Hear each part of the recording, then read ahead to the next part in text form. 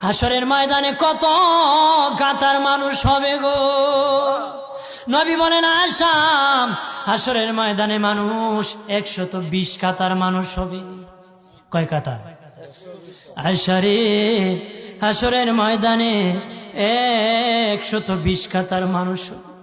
আয়েশা সিদ্দিকা বলেন ইয়া রাসূলুল্লাহ, ইয়া রাসূলুল্লাহ, আমি জানতে চাই আপনার রাসূলুল্লাহর উম্মত কত কাতার হবে? নবী বলেন আয়েশা, আমি রাসূলুল্লাহর উম্মত একাই 80 কাতার হবে। আয়েশা বললেন ইয়া রাসূলুল্লাহ, দিনের নবীজি 80 কাতার দিয়ে আপনার উম্মত হবে, আপনার উম্মতকে কেমনে আপনি চিনবেন?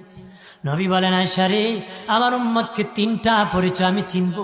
1 নম্বর পরিচয়, আমার উম্মতের কপাল থেকে নূর চমকাবে, নূর চমকাবে। নবী বলে বাবা সাহাবীরা,